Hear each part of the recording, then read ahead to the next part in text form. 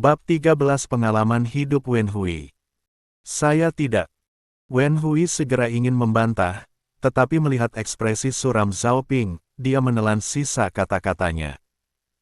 Dia mengubah kata-katanya dan berkata, "Tuan, bisakah kita membicarakan masalah ini nanti?"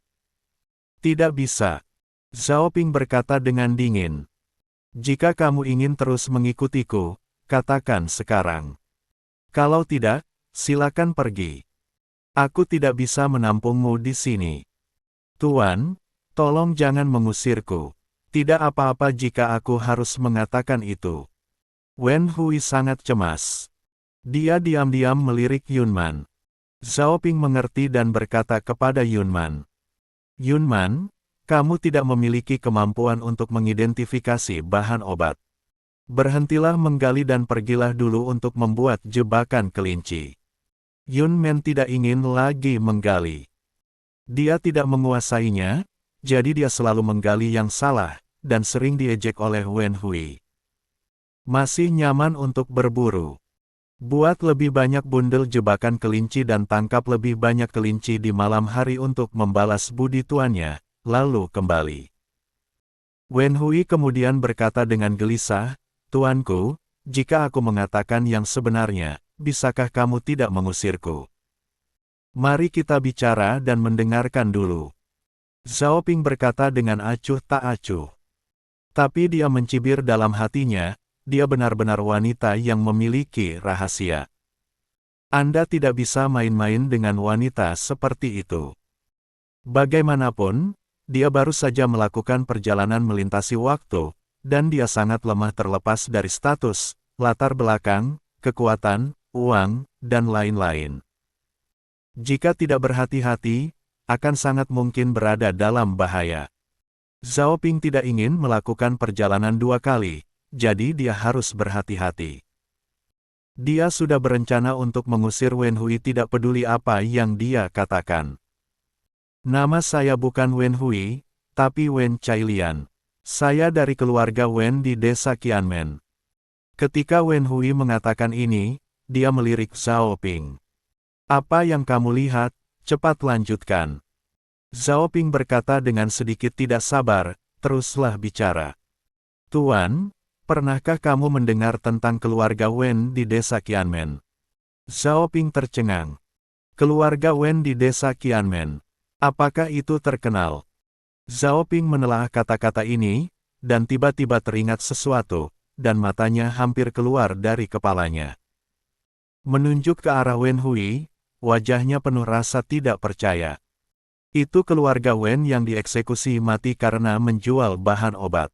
Bukankah semua orang di keluarganya dieksekusi? Bagaimana kamu bisa melarikan diri?"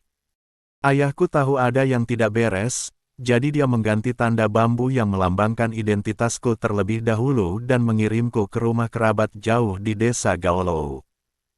Begitulah caraku lolos dari bencana. Pantas saja dia bisa mengolah nasi putih dan kuahnya dengan sangat enak. Ternyata dia adalah putri seorang tuan kaya raya." Tapi jika harus mengikuti Zhao Ping, dia merasakan ada yang tidak beres dan berkata dengan rasa ingin tahu. "Ada yang aneh. Ayahmu bukan hanya kepala desa di desa Qianmen, tapi juga orang kaya dan pintar. Bagaimana dia bisa melakukan hal yang melanggar hukum Dawei? Kami ditipu." Wen Hui mengertakkan gigi dan berkata, "Si anjing hakim daerah dan dokter bernama Feng, mereka bersama-sama berencana untuk menghancurkan keluarga kami dan menelan harta benda kami." "Hentikan, hentikan, aku tidak ingin mendengar cerita ini darimu lagi." Sebelum dia selesai berbicara, Zhao Ping mengangkat tangannya untuk menyela. "Jangan bercanda loh, itu hakim daerah. Seorang kepala daerah. Dapat dikatakan bahwa di Kabupaten Yunnan, yang luasnya 3.000 hektar, hakim daerah tak ubahnya adalah kaisar setempat. Tidak ada yang berani mengumpatnya seberani itu. Jika Wen Hui berani mengumpat di depannya, bukankah itu akan mendorongnya ke dalam jurang api?" "Wen Hui, saya bersimpati dengan situasi Anda dan ingin membantu Anda." Zhao Ping berkata dengan sungguh-sungguh. Tetapi Anda juga telah melihat bahwa bisnis kecil keluarga saya tidak dapat menahan badai apapun. Terlebih kamu juga bersalah. Jika pemerintah mengetahuinya, seluruh keluargaku akan menderita. Jadi sebaiknya kamu pergi. Wen Hui menarik sabit di tangannya ke arah lehernya. Kamu ingin mengancamku. Wajah Zhao Ping menjadi gelap dan nadanya menjadi lebih dingin. Aku berkata padamu. Namun, sebelum dia bisa menyelesaikan kata-katanya, Wen Hui berkata terlebih dahulu, Tuan, saya tidak bermaksud mengancam Anda. Aku Wen Hui adalah seorang wanita. Dan kamu sudah melepas pakaianku dan menyentuh tubuhku. Meskipun itu terjadi karena suatu alasan pengobatan, tapi aku tidak lagi bersih. Kamu tidak bisa menikah lagi. Hidupku hanya akan membawa masalah bagi orang lain. Satu-satunya cara untuk mengakhiri masalahku adalah melalui kematian. Tuanku, saya tidak bisa lagi melayani Anda di kehidupan ini. Saya bersedia bekerja sebagai sapi atau kuda di kehidupan selanjutnya untuk membalas budi baik Anda. Setelah mengatakan itu, Wen Hui mulai menggesek lehernya. Zhao Ping hanya menatapnya secara langsung dan tidak menghentikannya. Wen Hui tercengang dan bertanya, Tuan, mengapa kamu tidak menghentikanku? Mengapa aku harus menghentikanmu? Zhao Ping berkata, kamu tidak akan benar-benar akan bunuh diri. Bagaimana Anda tahu? Wen Hui semakin tercengang. Bukankah ini sederhana? Zhao Ping berkata santai, keluargamu dijebak dan seluruh keluarga dimusnahkan.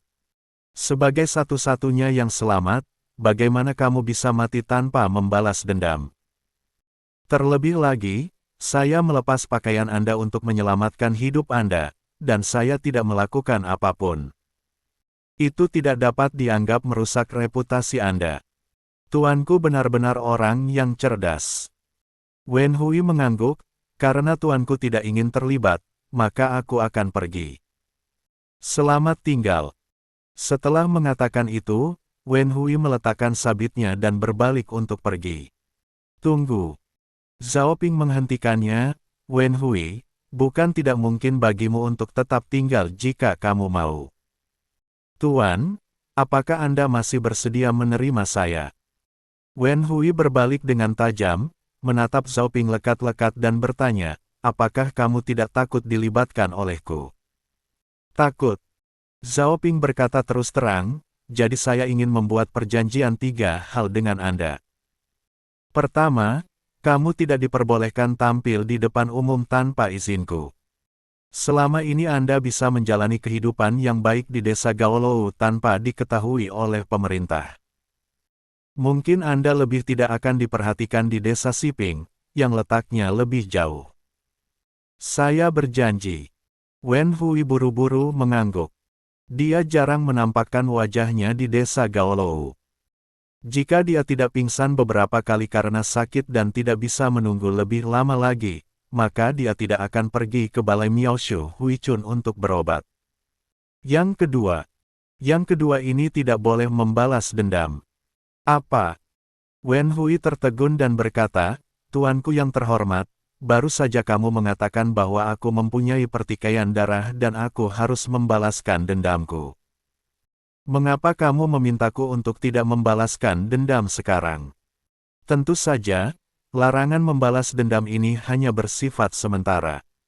Zhao Ping menjelaskan, bagaimanapun, kami baru saja memulai usaha, dan kami bahkan belum membangun pijakan apapun di desa Siping yang kecil. Terburu-buru membalas dendam itu seperti melempar telur ke batu. Kamu bahkan tidak tahu bagaimana kamu mati. Setelah kita memiliki kekuatan itu, tidak ada kata terlambat untuk membalas dendam. Melalui kata-kata Wen Hui barusan, Zhao Ping menemukan sebuah fakta. Seiring berkembangnya keluarga Wen, mereka mendapat sanksi dari hakim daerah dan petugas medis daerah. Ia juga berencana memulai karir di bidang kedokteran, dan pasti akan diincar di masa depan. Pada saat itu, meskipun dia tidak ingin berkonflik dengan hakim daerah, dia tetap harus mengambil risiko. Buatlah rencana lebih awal agar tidak terjebak di kemudian hari. Selain itu, Wen Hui memiliki dendam terhadap hakim daerah dan petugas medis daerah. Dia pasti akan berdiri di sisinya dan tidak akan berpikir dua kali. Zhao Ping tidak hanya memiliki seorang penolong, tetapi dia juga memiliki seseorang yang mengenal musuh dengan baik. Hanya dengan mengenal diri sendiri dan musuh Anda bisa menang dalam setiap pertempuran. Ini juga merupakan alasan penting mengapa Zhao Ping berubah pikiran dan berencana mempertahankan Wen Hui. Oke, aku juga menyetujuinya. Wen Hui berpikir sejenak dan kemudian setuju. Dia yakin dengan kemampuan Zhao Ping, dia pasti bisa berkembang dalam beberapa tahun. Balas dendam bisa lebih cepat dan lebih menyeluruh daripada yang bisa dilakukannya sendirian. Bagaimana dengan yang ketiga? Wen Hui bertanya. Aku belum memikirkan yang ketiga. Aku akan memberitahumu kalau aku sudah memikirkannya. Zhao Ping berkata, sekarang beritahu saya bagaimana hakim daerah dan petugas medis daerah merugikan keluarga Anda. Saya memerlukan penjelasan rinci. Wen Hui tidak menyembunyikan apapun dan berbicara dengan sangat detail. Pada kesempatan pemungutan pajak tahun itu, hakim daerah memanggil semua pemilik tanah dan orang kaya dari setiap desa ke pusat pemerintahan untuk dijamu makan malam dan mendiskusikan pembagian tanggung jawab dalam mengumpulkan gandum. Petugas medis daerah juga ada di sana pada saat itu, duduk di samping ayah Wen Hui. Setelah minum 20 ons anggur, keduanya menjadi bersaudara.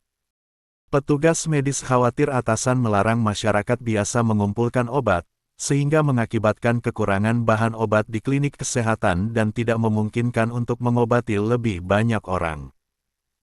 Ayah Wen Hui berpikir bahwa semua bahan obat di gunung belakang penuh dengan bahan obat, dan dia memiliki banyak tenaga kerja, jadi dia berencana untuk membantu petugas medis mendapatkan sejumlah uang selama prosesnya. Keduanya langsung cocok. Petugas medis memberikan keterampilan untuk mengajari ayah Wen Hui cara mengidentifikasi bahan obat dan mengeluarkan dokumen resmi. Ayah Wen Hui bekerja keras menggali obat dan menjualnya kepadanya. Kerja sama tersebut pada awalnya berjalan sangat lancar, namun ada yang tidak beres ketika ayah Wen Hui memperluas tenaga kerjanya ke seluruh desa. Petugas medis menolak menerimanya dan bahkan mengajukan tuntutan hukum terhadap ayah Wen Hui ke pemerintah daerah karena dia tidak memiliki dokumen resmi. Kemudian hakim daerah menggeledah keluarga Wen Hui dan memerintahkan mereka untuk dieksekusi, dan bahkan menaikkan tarif pajak di desa Qianmen hingga setengahnya sebagai peringatan. Itu tidak benar. Setelah mendengarkan pernyataan Wen Hui, Zhao Ping mengerutkan kening. Karena ayahmu memiliki dokumen resmi, maka dokumen itu diakui secara resmi. Bagaimana bisa dieksekusi dan rumahnya disita karena ini? Itulah masalahnya. Menyebutkan hal ini, Wen Hui sakit hati dan berharap dia bisa memakan daging dan darah orang-orang itu suatu hari nanti. Yang dicap oleh si anjing Dr. Feng adalah stempel pribadi, bukan stempel resmi. Ayahku tidak memahami hal ini, jadi dia terjebak. Tuanku, tolong segera lihat segel apa yang ada pada dokumen resmi yang dikeluarkan Dr. Lin untukmu. Jangan tertipu juga.